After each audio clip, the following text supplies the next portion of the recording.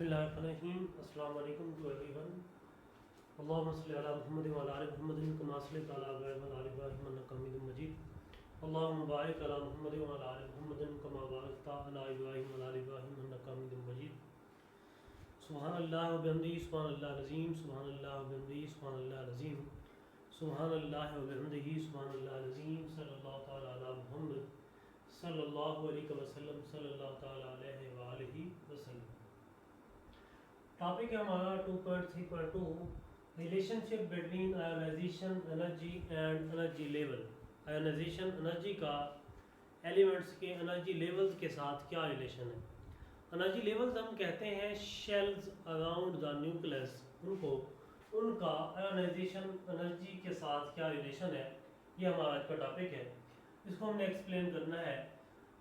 Major जो difference है electrons का डिफरेंट शेल्स में, वो किस चीज़ का होता है, एनर्जी का होता है। एक शेल के इलेक्ट्रॉन और दूसरे शेल के इलेक्ट्रॉन्स में जो सबसे बड़ा डिफरेंस है वो किस चीज़ का होता है, एनर्जी का।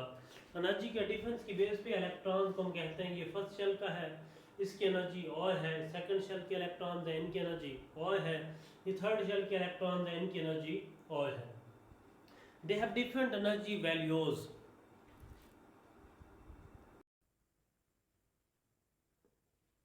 आयोनाइजेशन एनर्जी जो है वो मुहैया करती है electronic configuration of an atom in two ways. Atom की इलेक्ट्रॉनिक कन्फिगरेशन को मुहैया करती है दो तरीकों से। पहला कि हम सक्सेसिव आयोनाइजेशन एनर्जीज देखते हैं डिफरेंट एलिमेंट्स की। दूसरा क्या है कि हम फर्स्ट आयोनाइजेशन एनर्जीज देखते हैं डिफरेंट एलिमेंट्स की। तो इसकी मदद से हम क्या करते हैं, हम आयोनाइजेशन एनर्जी की मदद से इलेक्ट्रॉनिक कन्फिगरेशन के बारे में इंफॉर्मेशन गेन करते हैं। जब हम सक्सेसिव आयोनाइजेशन एनर्जीज की बात करते हैं, सक्सेसिव का मतलब होता है यके बाद दीगर आने वाली, यानी सक्सेसिव आयोनाइजेशन एनर्जी। हम जब कंसीडर करते हैं, हमारे पास एलिमेंट मैग्नीशियम है जिसका एटॉमिक नंबर 12 है। मैं एक दफ़ा इस पूरे टॉपिक को एक्सप्लेन कर गया हूँ, बट सॉरी टू से कि मैं वो रिकॉर्डिंग ऑन नहीं कर सका, इसलिए ये कुछ डेटा जो है वो लिखा हुआ है क्योंकि लेक्चर रिपीट हो रहा है। तो मैग्नीशियम एलिमेंट हमारे पास है, इसका एटॉमिक नंबर 12 है। इसके वैलेंस शेल में 2 इलेक्ट्रॉन्स मौजूद होते हैं। वैलेंस शेल में 2 इलेक्ट्रॉन्स मौजूद होते हैं। जब हम इसका फर्स्ट इलेक्ट्रॉन निकालना चाहते हैं, इसको हम फर्स्ट आयोनाइजेशन एनर्जी कहते हैं। इसकी फर्स्ट आयोनाइजेशन एनर्जी की जो वैल्यू होती है तकरीबन अप्रॉक्सीमेटली 738 किलो जूल पर मोल होती है। इसका जब हम उस आयोनाइज्ड आयन से दूसरा इलेक्ट्रॉन रिमूव करना चाहते हैं तो हमें उससे ज़्यादा अमाउंट ऑफ एनर्जी चाहिए होती है। इसको हम सेकंड आयोनाइजेशन एनर्जी कहते हैं, जो कि 1440 किलो जूल पर मोल होती है। After the removal of the second electron, if we want to remove the third electron from the magnesium element, then it is required too much greater amount of energy. Why? Because after the removal of the second electron, third electron is removed from the second shell. Third electron जो होता है वो second shell से move होता है। क्यों?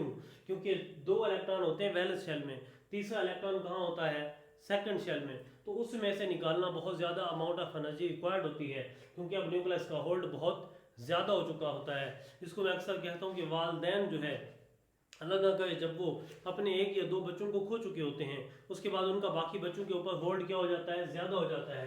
बिल्कुल इसी तरह एलिमेंट भी जब अपने वैलेंस शेल के 2 इलेक्ट्रॉन खो चुके होते हैं तो अब उनका होल्ड क्या हो जाता है, बहुत ज़्यादा हो जाता है। न्यूक्लियर अट्रैक्शन बहुत ज़्यादा हो जाती है, न्यूक्लियस के इलेक्ट्रॉन्स पे अट्रैक्शन बहुत ज़्यादा हो जाती है, न्यूक्लियर चार्ज ज़्यादा हो जाता है। एलिमेंट्स का एलिमेंट्स में से इलेक्ट्रॉन रिमूव करना बहुत ज़्यादा मुश्किल हो जाता है, इसलिए उसकी आयोनाइजेशन एनर्जी ज़्यादा होती है। इसी पे समटाइम शॉर्ट भी पूछा जा सकता है कि third ionization energy of an element is greater than the second और फर्स्ट आयोनाइजेशन एनर्जी, और why the third ionization energy of the magnesium is too much greater as compare to the first and second ionization energy. तो answer यही है कि third ionization energy में third electron निकालना बहुत ज़्यादा मुश्किल होता है, उसके लिए एनर्जी की ज़रूरत बहुत ज़्यादा होती है, इसलिए थर्ड इलेक्ट्रॉन को निकालना मुश्किल है, एनर्जी की ज़रूरत ज़्यादा है, न्यूक्लियर चार्ज ज़्यादा है, न्यूक्लियस का इलेक्ट्रॉन पे होल्ड ज़्यादा है, इसलिए हम कहते हैं कि थर्ड आयोनाइजेशन एनर्जी जो है वो टू मच ग्रेटर होती है। उसके बाद अगर हम देखें तो हम कहते हैं कि सक्सेसिव आयोनाइजेशन एनर्जीज जो होती हैं वो क्या होती हैं जी, इंक्रीज होती हैं when we move from the outer shell to the inner shell.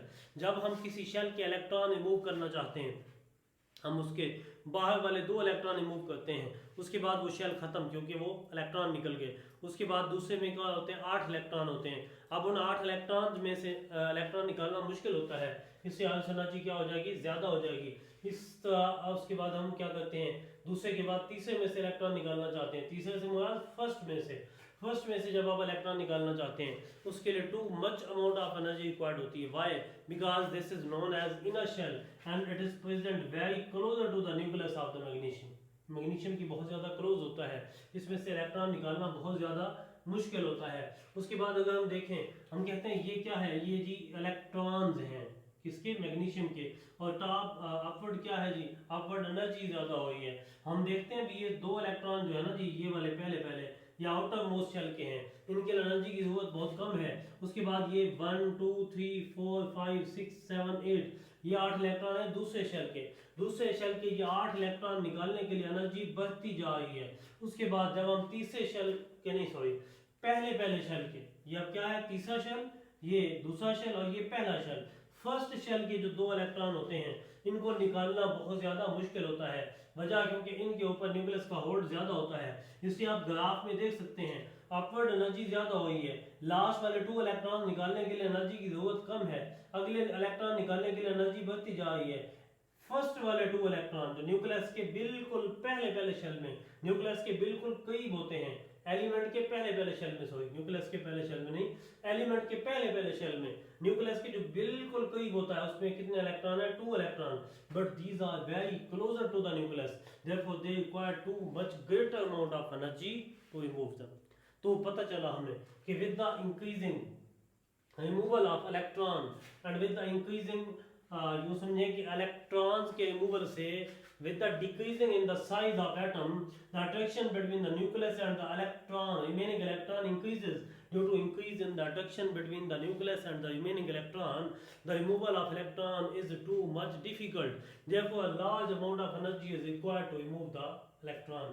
पता हमें ये चला कि ionization energy क्या हो रही है, increase हो रही है with increasing with moving from outer shell to the inner shell। जब हम आउटर शेल से, सबसे बैरूनी शेल से, वैलेंस शेल से इनर शेल की तरफ जाते हैं तो आयनाइजेशन एनर्जी क्या होती है जी, ज्यादा होती है। ये टॉपिक था हमारा सक्सेसिव आयनाइजेशन एनर्जी वाला। इसका दूसरा पार्ट है first ionization energy for different elements, उसको इंशाल्लाह हम बाद में एक्सप्लेन करेंगे। Thank you.